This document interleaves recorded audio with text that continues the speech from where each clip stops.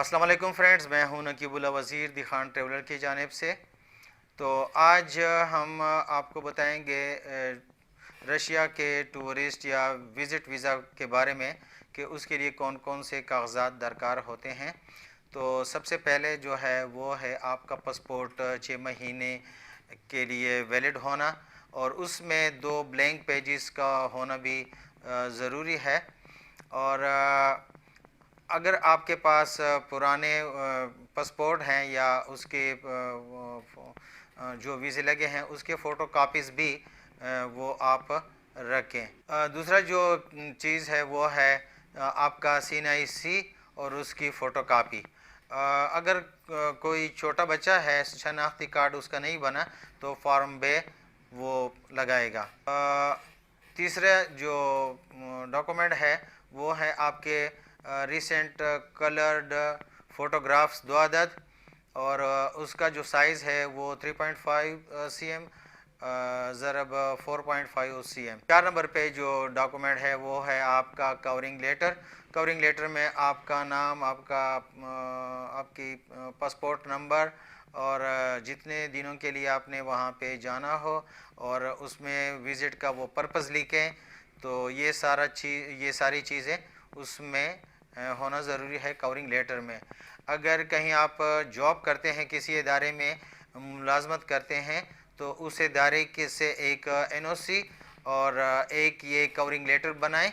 और NOC जो है उसमें वो आपका बॉस आपको लिख के दे देगा कि मिस्टर XYZ ने जाना है और ये फिर वापस आके हमारे साथ वो ज्वाइन करेगा, और इसको हम छुट्टी दे रहे हैं वेकेशन गुजारने के लिए। और कवरिंग लेटर में आपने अपना मकसद लिखना होगा। अगर कहीं कोई सेल्फ एम्प्लॉयड है, अपना कोई बिज़नेस चलाता है, तो वो अपने लेटर हेड के ऊपर वो कवरिंग लेटर तैयार करेगा और फिर NOC की कोई वो ज़रूरत नहीं पड़ेगी। बाकी उसमें आपको बिज़नेस के डॉक्यूमेंट्स की या इनकम टैक्स की और चैम्बर कॉमर्स की उसकी कोई भी ज़रूरत नहीं है। और 5वें नंबर पर जो है वो बैंक स्टेटमेंट 6 महीने, लास्ट 6 महीने का, और उसके साथ ही अकाउंट मेंटेनेंस सर्टिफिकेट भी मैनेजर से बनवाएं और दोनों को स्टैम्प करवा के वो लगवाएं अपने डॉक्यूमेंट के साथ। फिर जो लास्ट जो अहम चीज़ है वो है आपका इनविटेशन लेटर।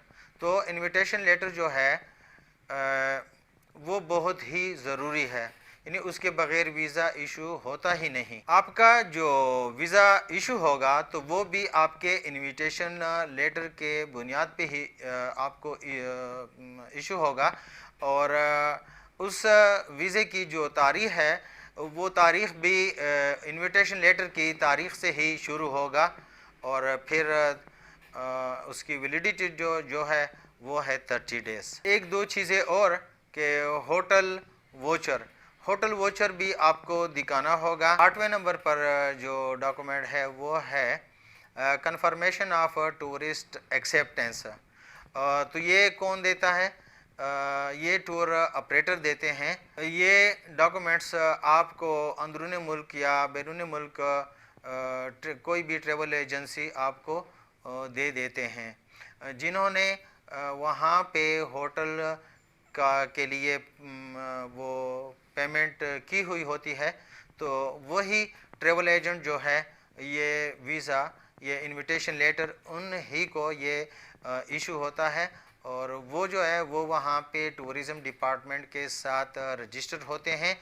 तो ये ट्रेवल एजेंसी जो है पाकिस्तान में भी या कोई भी दूसरा जो है अपने मुल्क से वो किसी बेहतर जो रजिस्टर्ड ट्रेवल एजेंसी है उन्हीं के थ्रू ये अप्लाई करें तो वो ज़्यादा बेहतर है। अब बात करते हैं इसकी फ़ीस के बारे में कि ये फ़ीस कितनी है इसकी।